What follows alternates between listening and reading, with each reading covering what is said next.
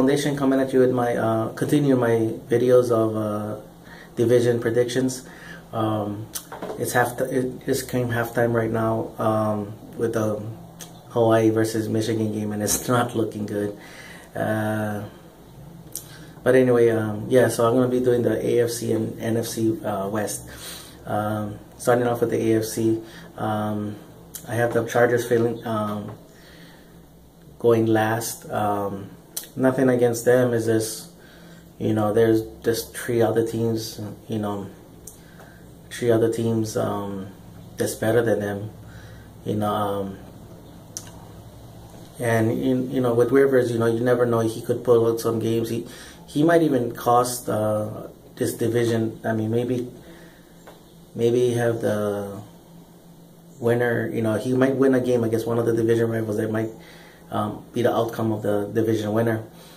So, Bosa is going to take a long time to get. I mean, if he does make an immediate impact, man, that's going to be a blessing for them. But like how this NFL works, that's one of the hardest positions to, pass rushing is one of the hardest positions to convert to the NFL.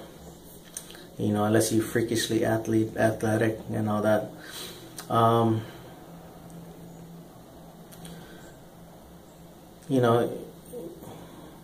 Then so, and it's gonna be this division is gonna be very hard fought.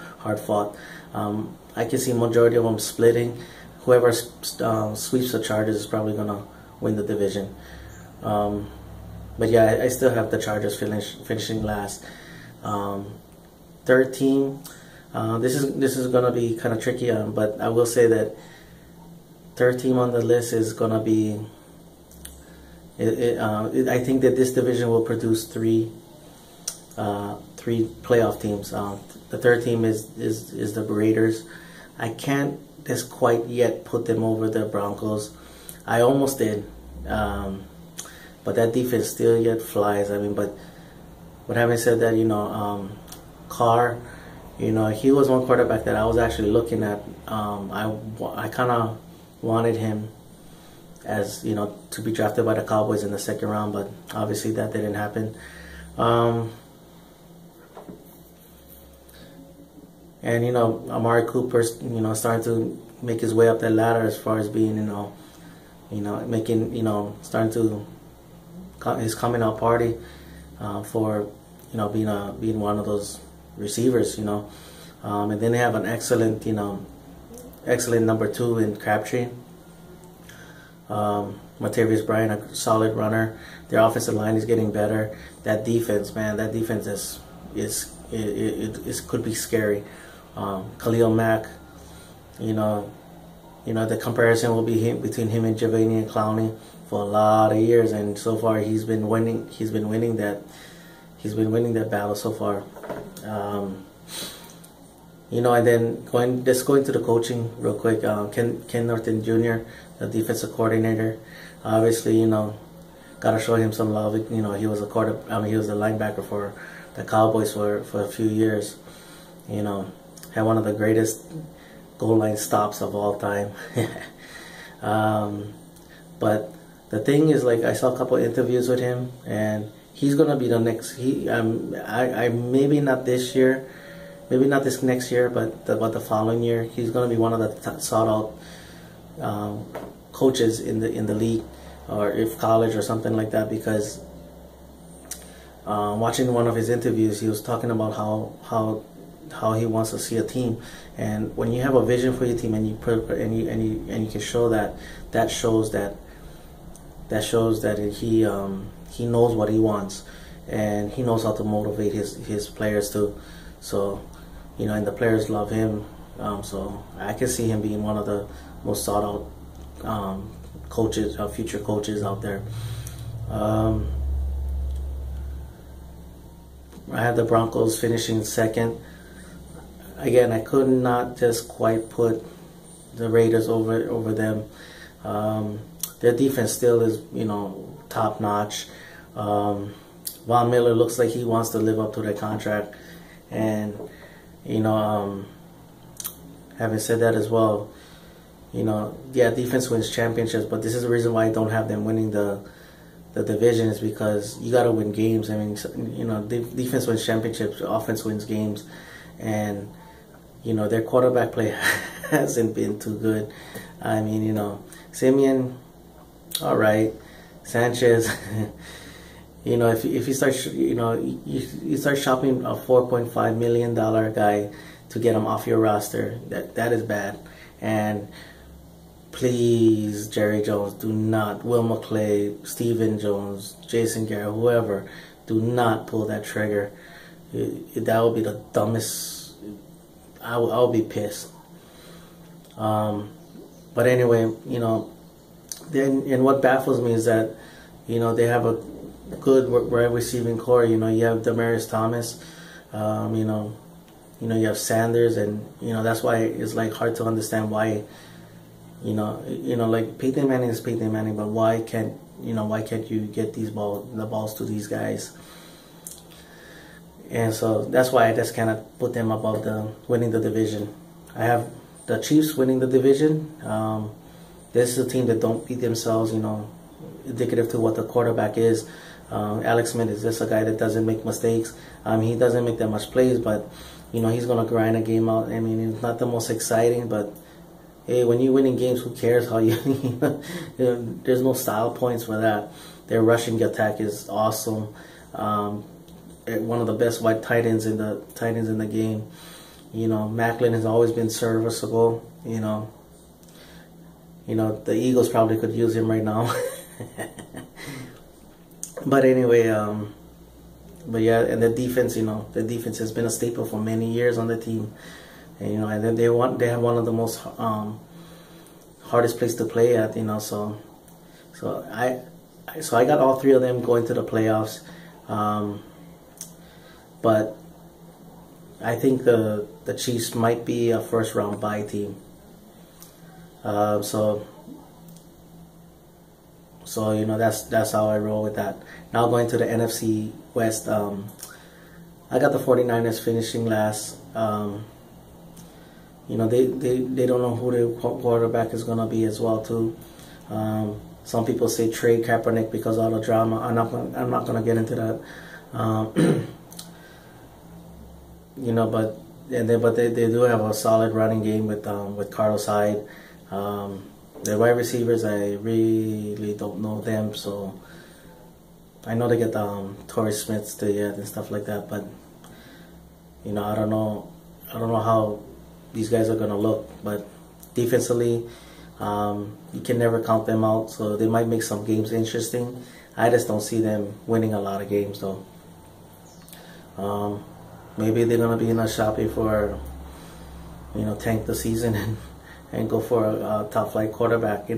There's Mayfield, there's Watson, there's other players out there, other quarterbacks out there in next year's draft, which is going to be a good next year's quarterback draft. Third, I got the Rams. The Rams, I had them going second for the last 2-3 years. And not that I gave up on them, but this division is again one of the tougher divisions in the league. And then, Case Keenum has been very serviceable for them. Todd Gurley, I mean, man, that guy's a game changer. He can take over a game by himself. Trayvon Austin is one of those shifty wide receivers. Sorry, and he can, and he's a beast on special teams as well too. So, and the defensive front line, they're literally a quarterback away from being a very damn good team. It's kind of, I don't know if it's troubling that Goff had fall down to third in the list. I mean, I don't know if that's a bad sign or whatever. I always give quarterbacks, no, not necessarily. I give every player 3 years to do something with themselves.